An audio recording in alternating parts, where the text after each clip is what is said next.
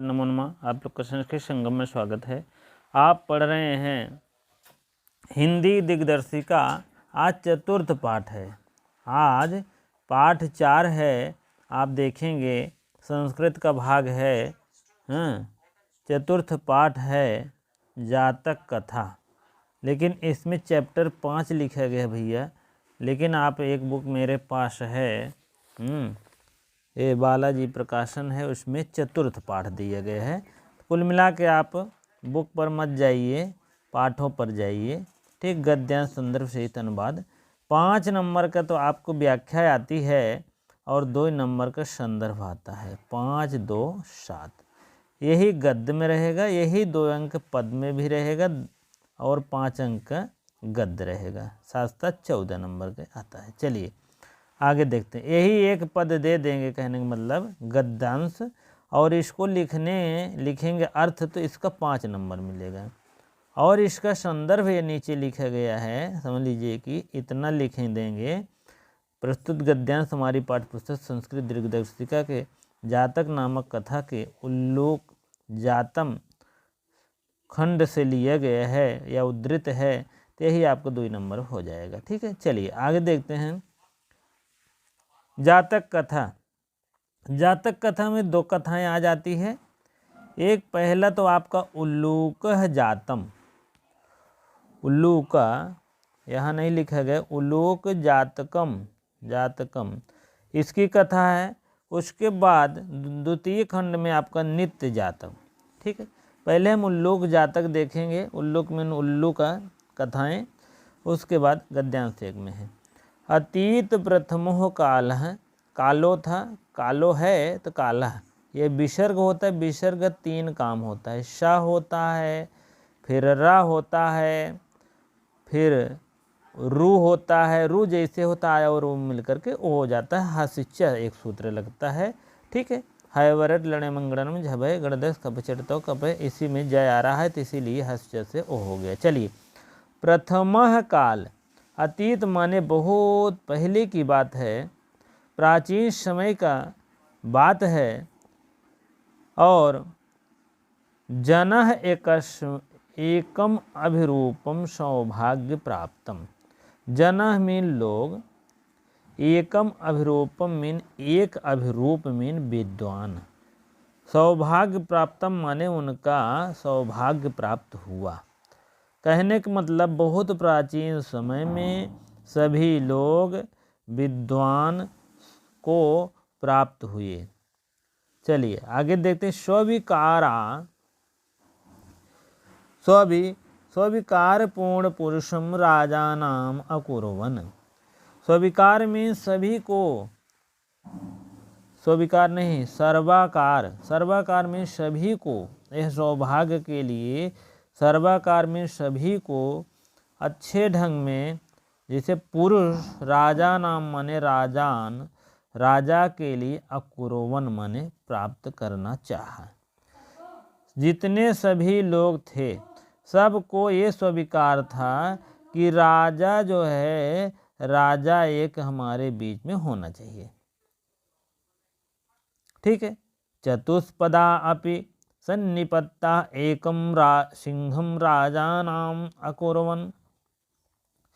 चतुष्पदा कह रहे हैं, अगर सभी लोगों के पुरुषों में भी राजा अगर हैं, तो चतुष्पदा मीन जानवरों में भी राजा, अपि मीन भी, सन्निपत्ता मीन बीच में, सन्निपत्रा मीन जो होते हैं उनके बीच में एकत्रित होने पर एक सिंह राजा नाम अकुर्वन, कि सिंह में राजा को जब चतुष्पदा में सभी जानवर एकत्रित हो गए, सन्निपत हो गए, तो एक सिंहम राजानम, यहीं हलंत मारेंगे तो अकुर्वन आएगा। कु यहाँ निकाल लेंगे तो अकुर्वन, इस टाइप। ठीक है, चलिए, अकुर्वन मीन होता है सभी एकत्रित हो गए तो एक सिंह राजा के लिए उन्होंने प्रयास किया।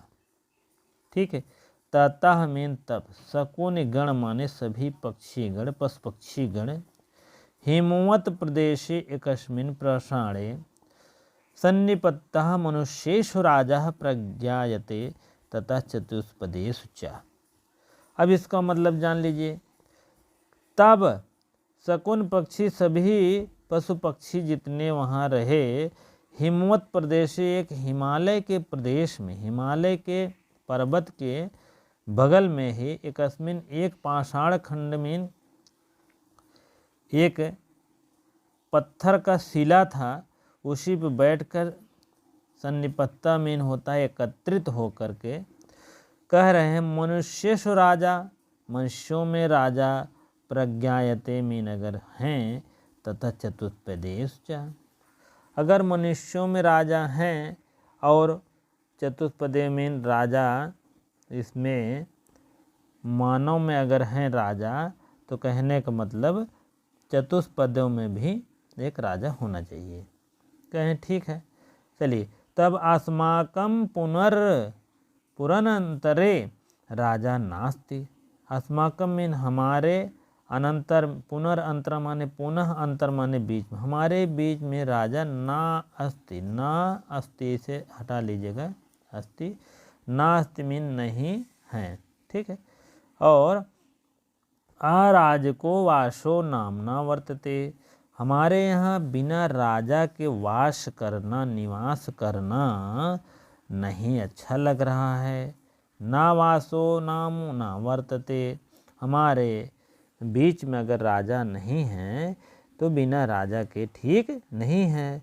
एको राजस्थाने स्थापितव्यः इति उक्तवन्तः, एक राजा राजस्थानी माने राज्य का जो राजा की स्थान है स्थापित किया जाएगा। एक राजा का स्थान में राजसभा होगी, राजा वहाँ निवास करेंगे, रहेंगे, स्थापित किए जाएंगे। इति उक्तवन्ता में इसी प्रकार से कहे गए हैं।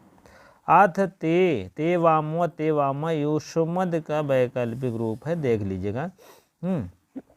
अथ ते परस्परम माने एक दूसरे के यहाँ माँ में हलंत मारेंगे तो आओ निकलेगा, अवलोकयंत, कहने का मतलब अथ ते परस्परम अवलोकयन्तः एकम उलूकम दृष्ट्वा अयम न रोचते इति अवचयन, कहने का मतलब अथ में इसी के बीच में, परस्पर में इसी के मध्य में दिखाई दिया, अवलोकयंत में दिखाई दिए, एकम उलूकः, एकम यहाँ हलंत मारेंगे तो उलूका निकल आएगा, उलूकम, उलूकम मीन एक उल्लू, उल्लू जिसको कहते हैं।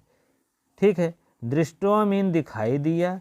तब सब लोग कह रहे हैं अयम ना रोजते, ना मीन नहीं, रोजते मीन हमको पसंद या नहीं है, इति अवचयन, ऐसा बोला। सभी पशु पक्षी जितने थे सभी ने एक बार तो देखे कि एक उल्लू दिखाई दिया, तो देखें तो कहें नहीं भैया हमको तो ये पसंद नहीं है। हाँ, तब उसके बाद ये आपका हिंदी अर्थ है, देख लीजिएगा।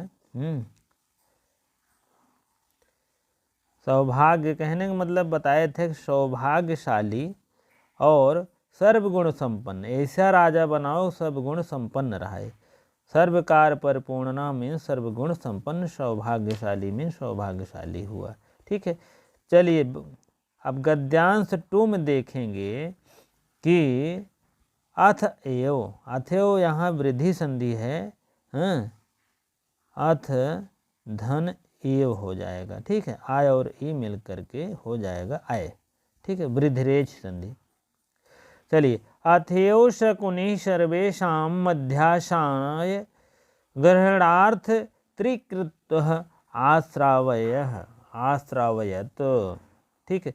अथेव माने इस प्रकार, शकुन मीन सभी पशु पक्षी जितने से, सर्वेषां मीन सभी लोग मिल करके, मध्य दासय ग्रहणार्थ त्रिकृत्वः आश्रयवत, मध्य में सभी के बीच में एक लोग घोषणा किए, और घोषणा किए 3 बार बोले, आश्रवंत मीन बोले, ततः एकः काका उत्थाय तृष्टः तावत्, तभी जब 3 बार बोलें कि यही होगा, हाँ, तो कहें ठीक है। ततः एक काका उत्थाय मीन उठकर, तभी एक काक मीन कौवा उठ करके त्रिष्ठा मीन बोला, तावत मीन तुरंत। आज से एतस्मिन् राजा अभिषेक काले एवं रूपम मुखम कुरुक्ष कीदृशम भविष्यति। चलिए फिर देखिए, एक काका मीन एक कात उठ करके कौवा बोला, अयम मीन यह कस्मिन इस समय राज्याभिषेक काल में ही इसका रूप मुख कुछ यह रूप और मुख जो है कुछ यह है, कुछ यह मीन अच्छा नहीं लगता है, देखने में सुशोभित नहीं लगता है, और कीदृश मीन किस प्रकार से भविष्यत माने लग रहा है देखने में। तब क्या हुआ, अनेन ही क्रुद्धेन अवलोकितः वयं तटप्रकटाहे प्रक्षिप्तशिलः। अनेन मीन इस प्रकार से ही क्रुद्धेन मीन क्रोध के द्वारा अवलोकिता माने देख करके सभी लोग, वयम मीन हम लोग, जैसे तप्त कटाहे, तप्त यहाँ पर इस टाइप होना चाहिए, तप्त कटाहे, तप्त मीन गर्म, कटाहे मीन कढ़ाई, तप्त कटाहे की जैसे हम लोग, तप्त कटाहे मीन गर्म कढ़ाही अगर रहे, प्रक्षिप्ता सिलाह इव, जैसे गर्म सलाही में हम लोग हाथ डालें। इनको राजा बनाने का मतलब उल्लू का को कि जैसे हम लोग हाथ डाल दिए गर्म कढ़ाई में, यू मीन इसी के समान। यहाँ पर आपका यू के हो जाएगा उत्प्रेक्षा अलंकार, यू तत्र मीन वहाँ पर, तत्रेव धरक्ष्यामः, जैसे तत्रेव तत्र माने वहाँ, एवं मीन ही जल जाएंगे, जैसे गर्म कढ़ाई में हम लोग जल जाएं, उसी प्रकार से इनको राजा बनाने की बात कर रहे हैं।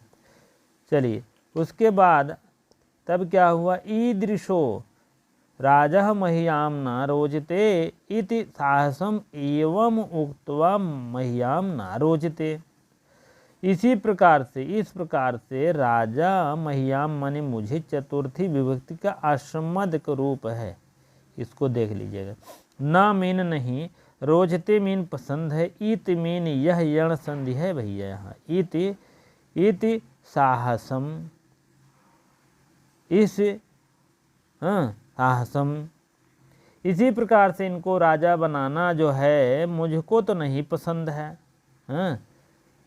इति इत्याहसः, इत्याहसा इति आहसः, मतलब हमको यह पसंद नहीं है, एवं यहाँ लेंगे तो उक्त्वा, इसी प्रकार से कहा, मह्याम ना रोचते, हम लोग को, मुझे तो नहीं पसंद है, मह्याम ना रोचते, मुझे तो नहीं पसंद, नहीं पसंद है, इस टाइप का है सभी जानवर।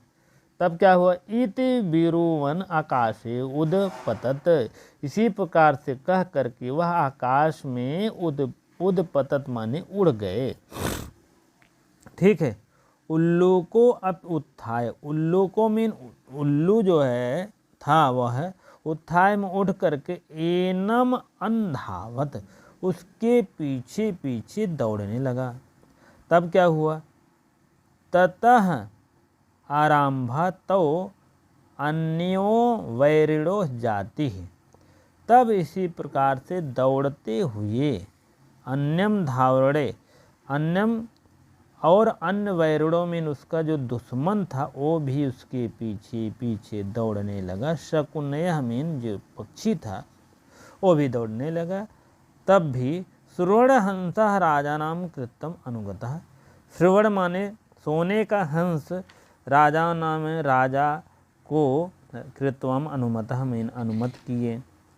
श्रवण हंस को राजा बनाने में कृतवा उन्हीं के लिए अनुगमन में सोचे। सभी पक्षी जो है किसको राजा बने, श्रवण हंस को राजा बनाए, कहने का मतलब।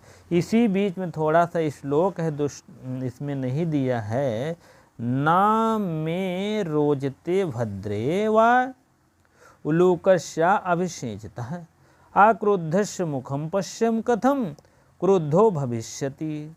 ना मीन नहीं, मैं मीन मेरा, रोचते मीन पसंद है, भद्र मीन कल्याण, इनका कल्याण होना जो है, इनका राजा बनना मुझको तो पसंद नहीं है।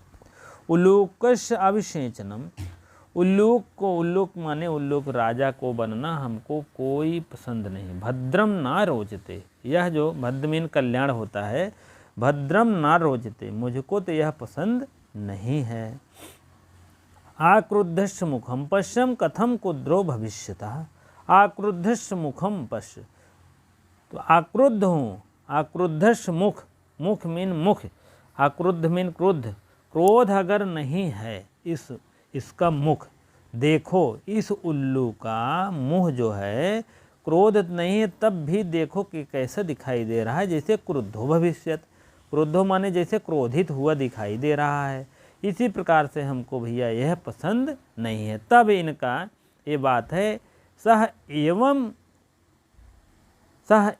जो है एवं उक्त्वा मह्याम ना रोचते, तब यह बात है, देखिए सह तब एवं मह्याम ना रोचते, इस टाइप है, मुझको तो पसंद नहीं है, पसंद नहीं है, 2 बार कहें। इसी प्रकार से वीरुवन आकाशे उदपतत, इसी प्रकार से दोनों आकाश में उड़ गए। उल्लू भी उत्थाय में उठा, एनम अंधावत, वह भी पीछे पीछे वह दौड़ने लगा, मतलब उड़ने लगा। तत् आरंभ है, यह आरंभ मीन तव मीन वह दोनों, कौन कौन, वही पक्षी और उल्लू, अन्य वैरिण एक दूसरे में क्या हुए, दुश्मन हो गए।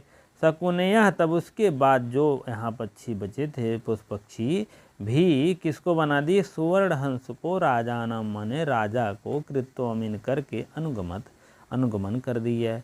तब उसके बाद राजा किसको बना दिए, इसी को बना दिए, ठीक है। तब उसके बाद है देखो पक्षीगण भी, सभी पक्षीगण चले गए, परस्पर दोनों शत्रु बन गए, और सुवर्ण हंस को राजा बनाकर पक्षीगण भी चले गए। सुवर्ण हंस राजा बने, कहने का मतलब उल्लू नहीं बना।